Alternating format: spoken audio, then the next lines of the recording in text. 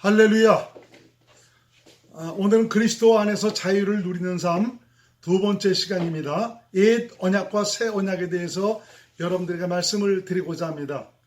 지난주 하나님의 뜻에 대해서 말씀을 드렸을 때는 온풍기를 켜놓고 해서 그 온풍기 때문에 잡음이 많았던 것 같습니다. 여러분들이 시청하기에 여러 가지로 저는 힘이 드셨을 줄 압니다. 오늘은 온풍기도 끄고 이렇게 이제 동영상을 올리고 있습니다. 오늘 말씀을 통해서 정말 여러분들이 신앙의 정도를 가지고 있는가 스스로에게 점검을 하면서 진짜 하나님의 뜻대로 전 믿음으로 말미암아 주의 은혜를 누리고 살 수 있는 귀한 하나님의 사람들이 될 수 있기를 주의 이름으로 축원을 드리겠습니다. 이 기독교 신앙에서 옛 언약이 무엇이고 새 언약이 무엇인가를 분명히 알고 신앙생활하는 것은 굉장히 중요합니다.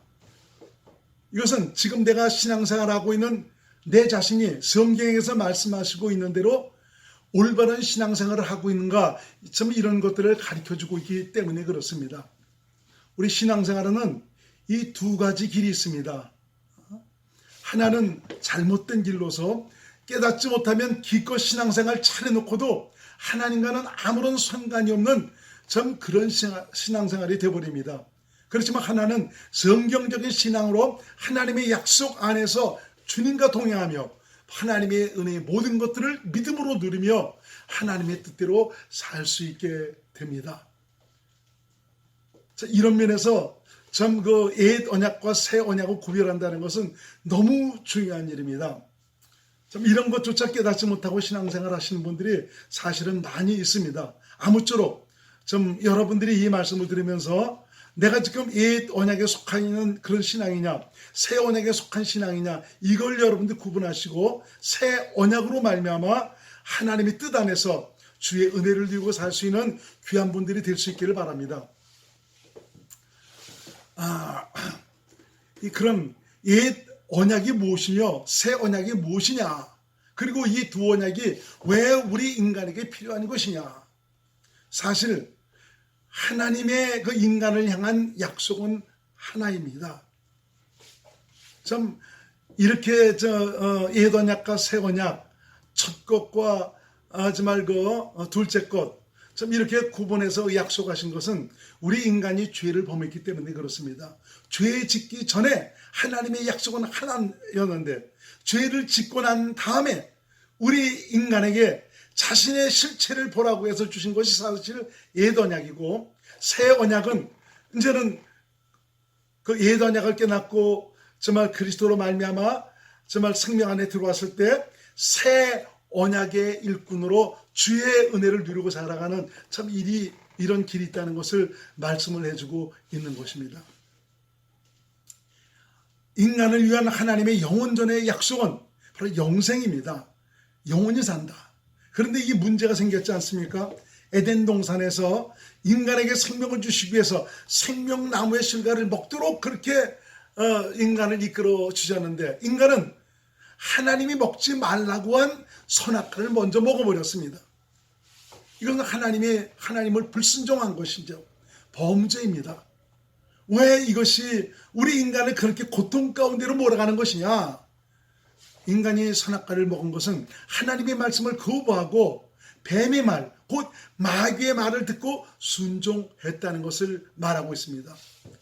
마귀는 하나님을 반역한 하나님의 원수이며 타락하고 변질된 이 부패한 존재가 바로 마귀입니다. 그래서 내가 마귀에게 순종하였다는 것은 진자는 이긴 자의 종이 되었다는 말이죠. 이것은 바로 뭐냐? 인간은 마귀의 종으로서 하나님을 떠나서는 불행한 존재가 되었다라는 것을 의미하고 있는 것입니다. 인간은 마귀의 속성을 그대로 쏙 빼닮은 타락하고 변질된 사람이 되었습니다. 하나님의 원수로서 온갖 자신의 욕심을 채우기 위해 살아가는 탐욕의 화신이 되어버렸습니다. 그렇지만 하나님은 인간에게 약속하신 생명을 주시기 위해서 죄에 빠진 인간을 구원하시고 생명을 주시기 위해서 바로 그리스도를 보내실 것을 약속을 하셨습니다. 인간이 비록 마귀의 종이 돼서 하나님의 원수로 행하는 그런 불행한 존재가 되었지만 인간을 향한 하나님의 사랑은 여기서 끝나지 않았습니다. 인간에게 약속하신 그 약속, 바로 영생을 이루시기 위해서 하나님은 그리스도를 보내셔서 바로 인간을 마귀에게서, 죄에서 벗어나게 하여 하나님의 약속을 이루실 것을 약속을 하셨습니다. 창세기 3장 15절 공동번역으로 제가 한번 읽어드리겠습니다. 나는 너를 여자와 원수가 되게 하리라. 여자의 후손을 네 후손을 여자의 후손과 원수가 되게 하리라. 너는 그 발꿈치를 물려고 하다가 도리어 여자의 후손에게 머리를 밟히리라. 여자의 후손, 그리스도를 보내셔서 그리스도가 네 머리를 밟는다. 네 권세와 능력 전부 다 발려버리고 인간을 거기서 건져내시겠다는 참 이런 약속입니다. 그리고 인간으로 하여금 이 믿음의 법을 쫓아서 그리스도를 받아들이도록 이 아브라함을 택하셨습니다. 아브라함의 믿음으로 그리스도를 믿도록 해서 인간을 대적의 손에서 구원하여 하나님의 약속, 바로 그 하나님의 뜻, 영생을 이루실 것을 약속을 하신 것입니다. 창세기 22장 16절에서 18절 말씀 제가 읽어드립니다.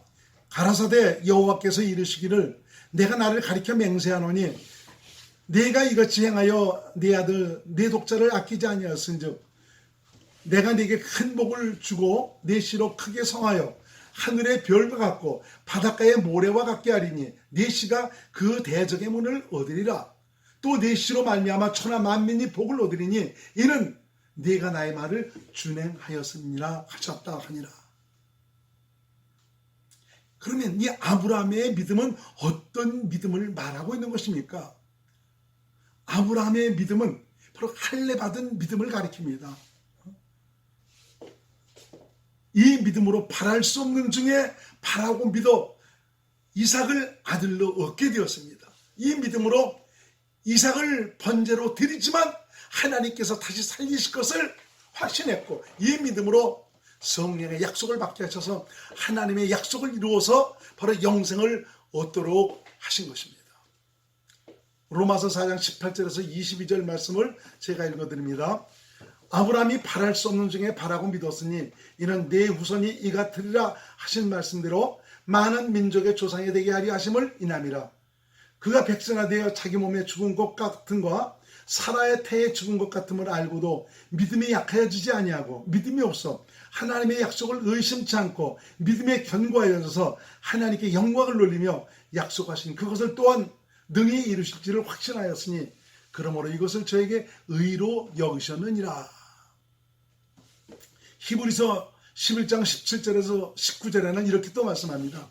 아브라함은 시험을 받을 때 믿음으로 이삭을 드렸으니 저는 약속을 받은 자로 돼 그 독생자를 드렸느니라. 저에게 이미 말씀하시기를 내 자손이라 칭할 자는 이삭으로 말미암으리라 하셨으니 저가 하나님이 능히 죽은 자 가운데서 다시 살리실 줄로 생각한지라 비유컨대 죽은 자 가운데서 도로 받은 것이니라 라고 말씀하고 있습니다. 이런 아브라함의 믿음으로 갈라디아서 3장 14절을 읽어드립니다. 이는 그리스도 예수 안에서 아브라함의 복이 이방인에게 미치게 하고 또 우리로 하여금 믿음으로 말미암아 성령의 약속을 받게 하려 함이니라. 아브라함의 믿음. 처음엔 사실 아브라함도 믿지를 못했습니다. 믿지 못한 아브라함의 마음을 할례를 받게 하시니까 아브라함이 참 믿음을 갖게 되었습니다. 이 아브라함의 믿음으로 하나님께서 정말 아브라함의 복이 이방인에게 미친다. 바로 이 믿음으로 바로 성령의 약속을 받게 하셨다라고 말씀하고 있는 것입니다. 하나님은 인간이 왜 그리스도를 받아들이고 믿어야 하는지 그 이유를 알게 하시기 위해서 모세에게 율법을 주셨습니다. 모세의 율법을 가리켜 옛 언약이다, 첫 언약이다, 첫 것이라고 부릅니다. 이것은 이스라엘 열조 아브람과 이삭과 야곱으로 세운 언약입니다. 아브람과 이삭과 야곱으로 세운 언약이 아닙니다. 열조와 세운 언약이 아니다 이거죠. 이 언약은 장차 사라질 것으로 무엇이 바로 옛 언약, 모세의 율법. 이건 바로 뭐냐? 인간으로 하여금 인간이 죄인이라는 사실을 깨닫게 하기 위해서 하나님께서 주신 것입니다. 율법은 우리의 죄인임을 깨닫게 하기 한 것입니다. 로마서 3장 20절 말씀을 현대인 성경으로 읽어드립니다. 그래서 율법을 지키는 것으로는 하나님 앞에서 아무도 의롭다는 인정을 받을 수가 없습니다. 율법은 다만 우리가 죄인이라는 사실을 깨닫게 하는 것뿐입니다. 율법을 통해서 거룩하고 의로운 선한 하나님의 이 계명을 우리는 절대로 지킬 수 없는 연약한 존재다. 왜 그렇습니까? 마귀에 속한 타락하고 변질된 존재, 바로 죄인이기 때문에 그런 것이죠.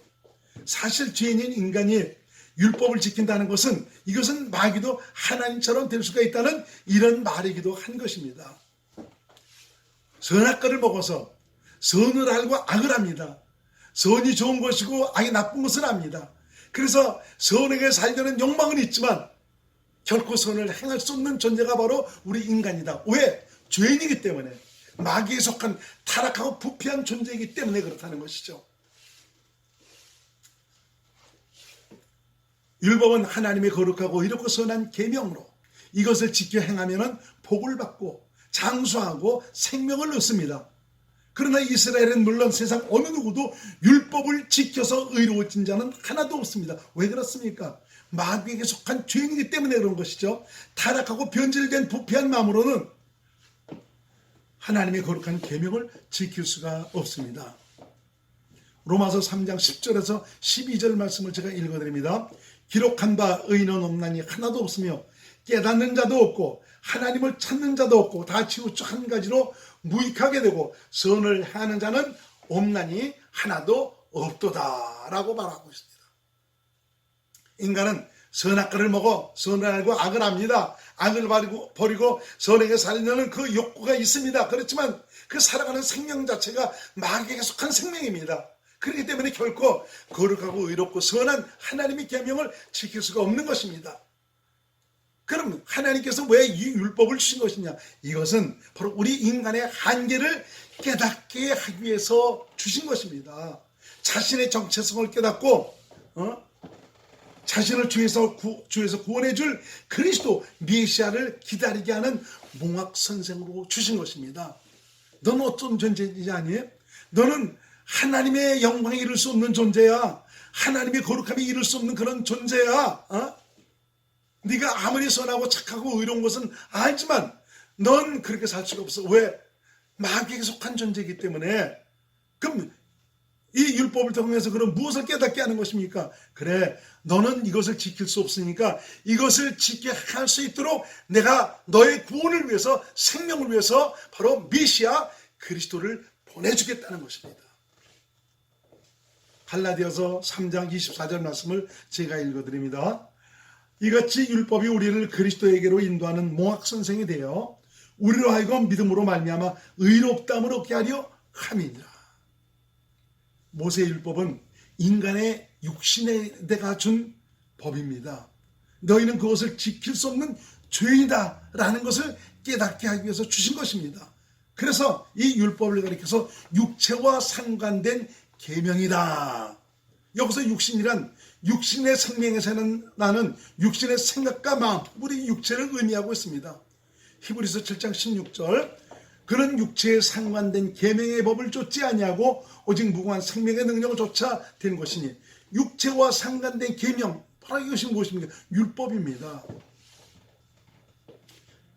율법을 지킬 수 없는 죄인임을 알기에 죄에서 벗어나고자 하는 그 열망과 소원을 갖게 되지 않습니까? 그 죄에서 구원해 주실 그리스도를 간절하게 기다리게 되는 것입니다. 내가 여기서 이렇게 끝나는 것이냐?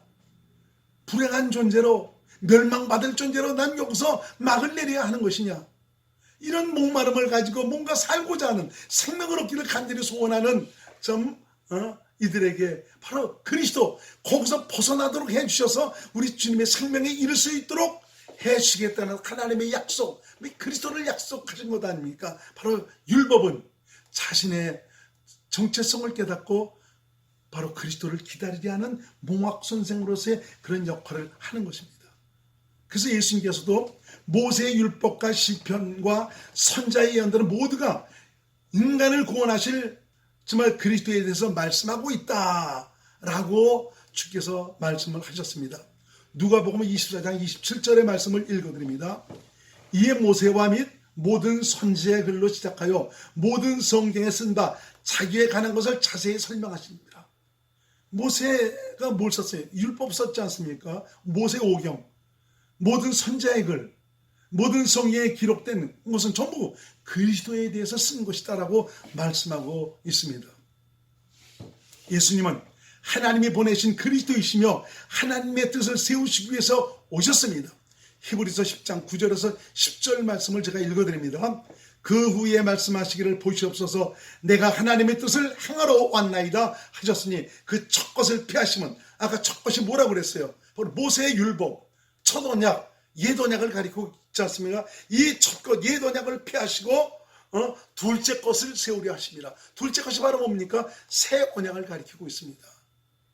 이 뜻을 쫓아 예수 그리스도의 몸을 단번에 들이심으로 무엇에 드렸습니까? 죽음에 드렸지 않습니까? 우리가 거룩함을 얻었노라. 주님께서 죄에 속한, 마귀에 속한 나의 이 모든 저주받은 줄들을 끊어버리시고 맑게 전부 다 해결해버리시고 새로운 생명을 주셔서 영생에 이르도록 하기 위해서 우리 주님께서 이 땅에 오셨고 고난의 길을 걸어가셨고 자기를 죽음에 주신 것입니다. 그리고 부활 승천하셔서 복음을 받아들이고 믿은 자들 안에 오셔서 그들의 생명이 되어셨습니다. 바로 하나님의 약속인 영생을 이루어 주셨다는 것입니다. 예수님은 그리스도이시며 하나님이십니다. 하나님이신 예수님이 육신을 입고 오신 것은 바로 인간을 죄에서 마귀에게서 벗어나게 하여 영원전에 하나님의 그 약속인 영생을 우리 안에 이루시기 위해서입니다. 이 영생이 바로 하나님의 뜻입니다. 이 뜻을 쫓아 예수님이 오셨고요. 누구든지 저를 믿기만 하면 영생을 얻도록 하신 것입니다. 여러분, 그래서 우리가 이 영생, 하나님의 약속 안에까지 들어가야 됩니다. 나 죄에서 벗어났어요. 자유를 얻었어요. 이 수준이 아니고 그것은 바로 내게 영생을 주시기 위한 과정이지 거기서 우리가 끝나서는 안 된다 이겁니다. 그것을 넘어서 우리에게 바로 그 당신의 생명을 주셔서 당신과 함께 영생을 살아가는 행복한 존재가 되도록 하기 위해서 우리 주님께서 이 땅에 오셨고 이제는 모든 과정을 거쳐서 이제는 그분이 내 안에 오셔서 나와 함께 사시는 것입니다. 바로 영생을 이루신 것입니다. 요한복음 6장 38절에서 40절 말씀을 제가 읽어드립니다. 내가 하늘로서 내려온 것은 내 뜻을 행하려 함이 아니요 나를 보내신 이의 뜻을 행하려 함이니라.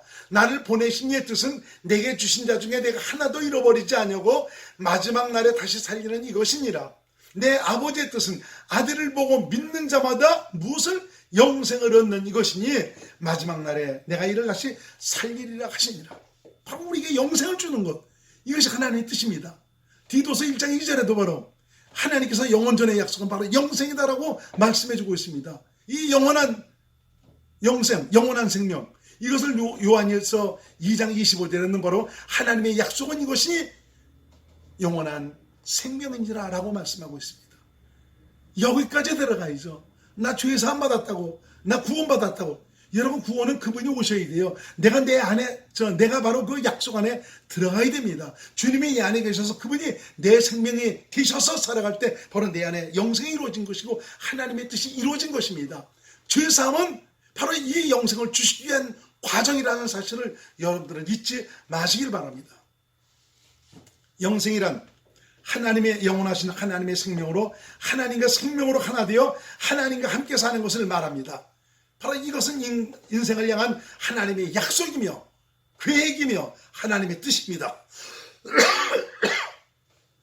인간이 죄를 범했지만 하나님은 즉시 여자의 후손으로 오실 그리스도를 통해서 인간을 구원하여 생명에 이르게 하실 것을 약속을 하신 것입니다. 타락하고 부패한 생명으로는 하나님을 사랑할 수도 없고 영생에 이를 수도 없습니다. 그래서 하나님은 인생의 마음에 할례를 베푸셔서 하나님을 사랑하도록 하여 생명에 이르게 하실 것을 말씀하셨고요. 이것을 바로 새 언약이다라고 말합니다. 바로 당신의 마음, 하나님의 마음, 그리스도의 마음을 주셔서 계명을 지키고 생명을 얻도록 하신다는 것입니다. 신명기 30장 6절을 읽어드립니다. 네 하나님 여호와께서 네 마음과 네 자손의 마음에 할례를 베푸사 너로 마음을 다하여 성품을 다하여 네 하나님 여호와를 사랑하게 하사 너로 생명을 얻게 할 것이며, 어떻게 해서 하나님을 사랑하고 생명을 얻도록 하세요? 바로 마음의 할례를 베푸셔서, 이 할례를 통해서 당신의 마음을 주셔서 그 마음으로 살면 저절로 하나님을 사랑하게 되고 또 생명을 얻을 것이다 라고 말씀하고 있습니다. 이걸 새 언약이라고 말씀해 주셨죠. 에레미야 31장 31절에서 33절, 나 여호와가 말하노라. 보라, 날이 이르리니 내가 이스라엘 집과 유다 집에 새 언약을 세우리라. 나 여호와가 말하노라. 이 언약은 내가 그들의 열조의 손을 잡고 애굽 땅에서 인도하여 내던 날에 세운 것 같지 아니할 것은 내가 그들의 남편이 되어서도 그들이 내 언약을 파하였음이니라. 나 여호와가 말하노라. 그러나 그날 후에 내가 이스라엘 집에 세울 언약은 이러하니 곧 내가 나의 법을 그들의 속에 들며 그 마음에 기록하여 나는 그들의 하나님이 되고 그들은 내 백성이 될 것이다. 바로 뭡니까? 하나님께서 할례를 통해서 당신의 마음을 주시겠다는 겁니다. 그리고 그 마음 안에서 말씀하시겠다는 것입니다. 그 말씀을 믿음으로 살도록 하시겠다는 거죠. 에스겔서 36장 26절에서 27절에는 이렇게 말씀하고 있습니다.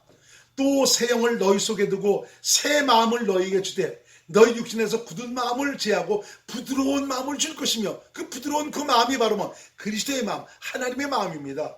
또 내 신을 너희 속에 두어 너희로 내 율례를 행하기, 바로 주님의 마음을 주셔서 성령으로 말미암아 주님의 율례를 행하게 하겠다. 너희가 내 규례를 지켜 행할지라라고 말씀하고 있습니다. 예수님은 이러한 하나님의 계획을 실행하기 위해서 오셨습니다. 대속의 모든 과정을 거쳐 인간의 죄를 사시고 마귀에게 속해 사는 생명, 옛사람까지도 해결해 주셨고요. 부활과 승천, 성령 강림의 과정을 통해서 이러한 사실을 듣고 받아들여 믿은 자들을 바로 성령으로 거듭나게 하셔서 그들을 성전 삼아 진예 그들의 생명이 되신 것입니다. 이것이 하나님의 뜻이 이루어져 영생이 이루어진 상태입니다. 예수 그리스도를 믿음으로 사는 자는 예수 생명으로 사는 자입니다. 그분이 내 생명이 되기 위해서 내 안에 오셨습니다. 새 언약의 일꾼이란 복음을 듣고 믿어 하나님의 약속이 이루어져 영생이 자신 안에 이루어진 자를 바로 새 언약의 일꾼이다. 다시 말하면 이런 사람이 그리스도인이다. 이런 사람이 복음으로 사는 사람이다 이겁니다. 하나님이 친히 인간 안에 오셔서 인간과 함께 사시는 것, 인간과 생명으로 하나 되어 하나님을 머리로 사는 것, 이것이 새 언약입니다. 하나님을 머리로 산다는 것은 하나님의 생명에서 나오는 하나님의 마음으로 산다는 것이며, 그 마음 안에서 말씀하시는 하나님의 음성을 듣고 믿음으로 산다는 것을 말하고 있습니다. 마음은 어디서 나옵니까? 생명에서 나오는 것 아닙니까? 하나님의 생명이 나를 주관하시니 그 생명에서 주님의 마음, 하나님의 마음이 흘러나옵니다. 그래서 이 새 언약이 이루어진 상태를 바로 영생이 이루어졌다, 하나님의 생명으로 태어났다, 천국이 이루어졌다, 또는 교회가 되었다, 하나님의 통치와 다스림에 의해 사는 하나님 나라가 되었다, 바로 하나님의 안식에 들어갔다라고 말하고 있습니다. 이것을 바로 그리스도 안에서 산다, 또는 그리스도의 마음으로 산다고 하며 이렇게 사는 사람을 가리켜 새 언약의 일꾼이다라고 말하고 있습니다. 사실은 새 언약의 일꾼은 바로 그리스도인을 가리킵니다. 그리스도인은 이렇게 살아야 됩니다. 내 안에 하나님 나라가 이루어져 하나님의 안식을 누리며 살아가는, 주님을 머리로 그분의 음성을 듣고 살아가는 이런 믿음의 사람이 되어야 되는 것입니다. 형식적으로만 나 그리스도인이다, 이 수준이 아닙니다 여러분요. 나의 주가 되신 그분이 내 안에 계셔서 그분께서 성령으로 말씀하시고 가르치신 대로 그분의 말씀을 듣고 믿음으로 사는 이런 사람이 그리스도인인 것입니다. 새 언약이 이루어진 하나님의 자녀는 그래서 오직 성령을 쫓아 살아야 합니다. 내 뜻대로 내 힘대로 이렇게 살아갈 수는 없거든요. 성령님은 내 안에 오신 그리스도 예수님을 생명으로 알도록 가르치십니다. 그리고 그리스도의 마음을 갖도록 하십니다. 그래서 그 마음 안에서 말씀하시는 주님의 음성, 예수님의 음성을 듣고 믿음으로 살도록 하시는 것입니다. 그래서 새 언약이란 아버지의 마음을 주셔서 그 마음으로 살게 하시겠다는 것이며 그 마음 안에서 아버지의 말씀을 듣고 그 말씀을 믿음으로 산다는 것입니다. 에스겔서 11장 19절에서 20절 말씀, 내가 그들에게 일치한 마음을 주고 그 속에 새신을 주며 그 몸에서 굳은 마음을 제하고 부드러운 마음을 주어서 내 율례를 좇으며 내 길을 지켜 행하게 하리니 그들은 내 백성이 되고 나는 그들의 하나님이 되리라. 이렇게 주님 주신 마음으로 사니까 세상에 썩어질 정욕을 피해서 신의 성품으로 살게 되는 것입니다. 자신 안에 계시는 그리스도를 보여주고 나타내며 살아가게 되는 것입니다. 바로 세상의 빛으로 살아가게 되는 것이죠. 주님의 모든 것들이 나를 통해서 흘러나오는 삶을 살아가게 되죠. 베드로 후서 1장 3절로 4절의 말씀이 이루어진 것입니다. 제가 읽어드립니다. 그의 신기한 능력으로 생명과 경건에 속한 모든 것을 우리에게 주셨으니 이는 자기의 영광과 더불어서 우리를 부르신 자를 알므로 말미암음이라. 이로써 그 보배라고 지극히 큰 약속을 우리에게 주사, 이 약속으로 말미암아 너희로 정욕을 인하여 세상에서 썩어질 것을 피하여 신의 성품에 참여하는 자가 되게 하려 하셨으니. 여러분, 옛 언약, 바로 첫 것, 모세의 율법, 그 뿌리는 납니다. 나는 것은 바로 육신이다 이겁니다. 육신이 누구에게 속했습니까? 마귀에게 속한 것 아닙니까? 그러니까 정말 이 예단의 뿌리가 나라는 것은, 육신이라는 것은 마귀에게 속한 생각과 마음으로 살아간다는 것이죠. 그렇지만 새 언약의 뿌리는 하나님, 곧 내 안에 생명으로 오신 그리스도가 새 언약의 뿌리입니다. 예언의 믿음으로 사는 자는 자신 스스로 하나님을 위해서 살려고 노력을 합니다. 그렇지만 새 언약의 믿음으로 사는 자는 성령으로 말미암아 주님 주신 마음으로 그 마음 안에서 말씀하시는 주님의 음성을 듣고 순종하며 살아갑니다. 이렇게 살아가니까 율법이 저절로 지켜집니다. 하나님의 말씀이 그대로 지켜집니다. 저절로 용서가 되고 사랑이 되어집니다. 저절로 예수님의 거룩함을 보여주고 살아가는 변화된 새 사람으로 살아가게 됩니다. 옛 언약이란 인간으로 하여금 자신이 죄인임을 깨닫게 하는 역할을 하지만 새 언약은 그리스도 안에서 하나님의 의로움을 나타내고 사는 의인임을 나타내도록 하고 있습니다. 옛 언약과 새 언약의 차이, 정말 여러분이 잘 분간하셔서 내가 과연 새 언약의 일꾼으로 그리스도인으로 복음으로 사는가를 다시 한번 돌아보면서 진실로 그리스도 안에서 새 언약으로 말미암은 하나님의 놀라운 은혜와 복을 누리고 살아가는 귀한 믿음의 사람들이 될 수 있기를 주의 이름으로 축원을 드리겠습니다. 할렐루야.